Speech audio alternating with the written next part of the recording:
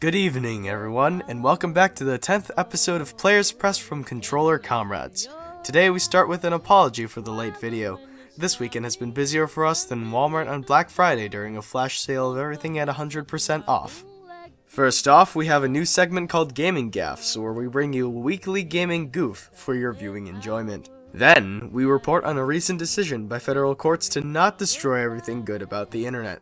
Grand Theft Auto takes a turn down the Duke Nukem Forever and Team Fortress 2 lane. And finally, Assassin's Creed's Ubisoft makes the most ambitious claim in gaming history. Here's the updates.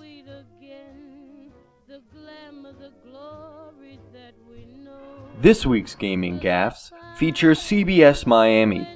No, not CSI. CBS, with a B. Sorry about that.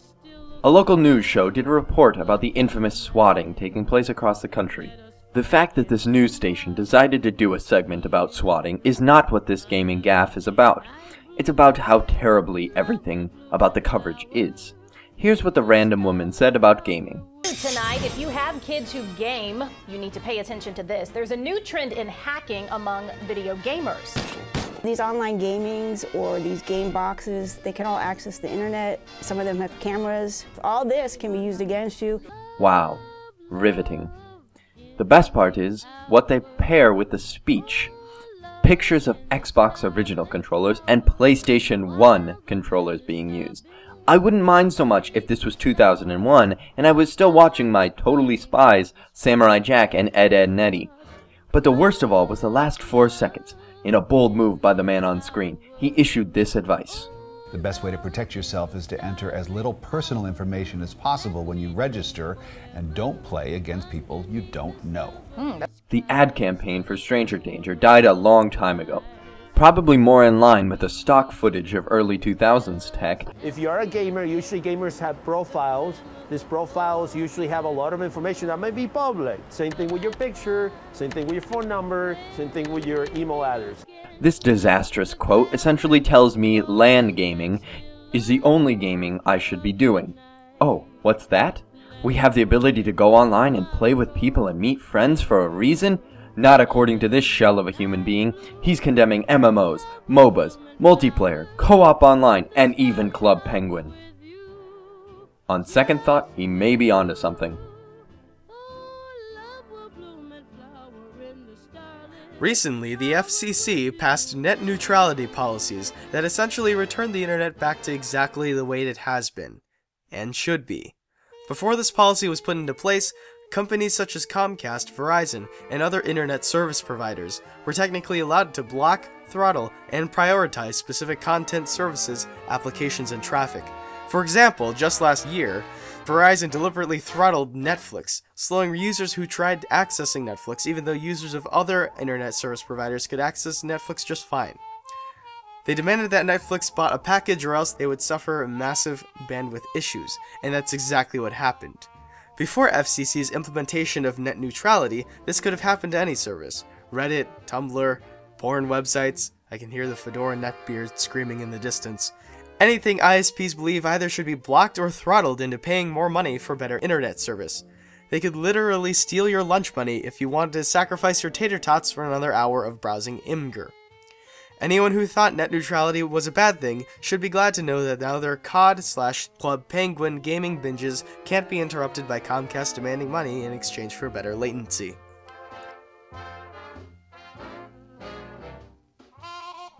Rockstar Games has officially flipped the bird towards all of their not anywhere close to loyal PC fans for the second time in 6 weeks. Big Larceny Horseless Carriages number V is delayed for all PC gamers until April 10th due to wanting to, quote, ensure that the game is as polished as possible, and to make certain that both Heists and GTA Online experience are ready to roll out on day one, end quote. Don't you dare even talk to me about day one. Day one was September 17th, 2013. To put it into perspective for the gamers that think, I'd rather just wait, cause I want it to be good. No, they have had ample time to make this game good. Everyone looking at the small scope from September 17th, 2013 to April 10th 2015, a mere 1 year and roughly 7 months, is missing the fact that GTA 4 for the PC was released December 2nd, 2008. This has given them 6 years and 4 months to make this game. They have slacked worse than a second semester senior, and the PC release date will still rake in a ton of money. I'm not saying to boycott the game, but knowing that they are buying everyone off with pre-purchases like 200 G's worth of useless money is disheartening both as a gamer and a fan of games coming out when they should and not when the company gets its shit together enough to release it. On the brighter side of things, the people that really matter to Rockstar, console gamers, are getting their new heists March 10th. What are heists, you PC gamers may be asking? Well, you fine folks will find out April 10th, or in Rockstar lingo, August 23rd. Remember all those Minecraft clones that get made soon after Minecraft went mainstream? Well, prepare to be blown away by this new voxel-based almost clone, Oort Online. Well, TBH, this game is far from a clone, even from the alpha footage itself. This game pushes voxels to the limit. If I were able to show color footage of the game, I would, because it is absolutely stunning. You should just go online and watch the trailers. The gameplay footage looks astounding. Well, damn dicks. They haven't even added monsters yet. Sorry. I always appreciate strong aesthetics in games. It really touches me when game companies try. Anyways, this game is unique from other games because it features a unique universe where you can travel between different worlds with the use of a portal which is generated in real time. That's right, you can travel to your friend's world and build with him, and then come back to your own in a single session. Now it is worth noting that this game is $40 on Steam and is in early access. This is money that you could potentially be spending on 36 different copies of Destiny, which is also a good deal. But if you decide to spend your life savings on this Minecraft lookalike, you will be supporting the company, allowing them to implement more parts of the game, which will eventually include the monsters, crafting, and the portals themselves. And Titans, I guess. Take a look at the links below and see for yourself if this game looks promising to you.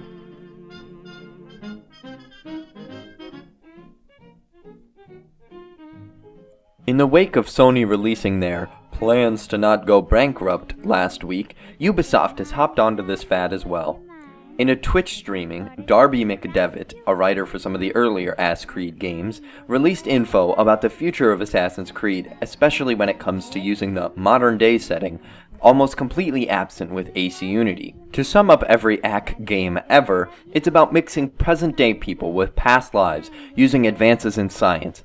A tear is probably falling from old Cave Johnson's eye right now. So leaving out 50% of the storyline from every previous game ever seemed like a bit of a terrible idea.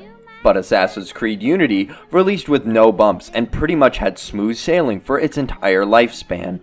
Towards the end of the interview, he stated, quote, "We've created 500, 600, 700 years worth of history that we hope to start teasing out for the next 10, 20 years, or however long we're around," end quote.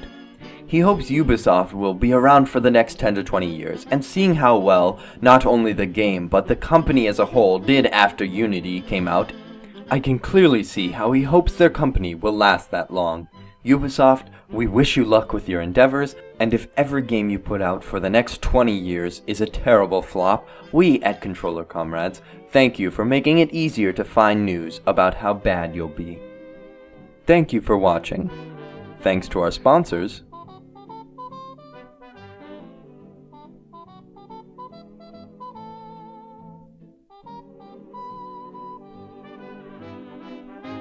and viewers like you. Have a safe and wonderful week, and good luck with your future endeavors.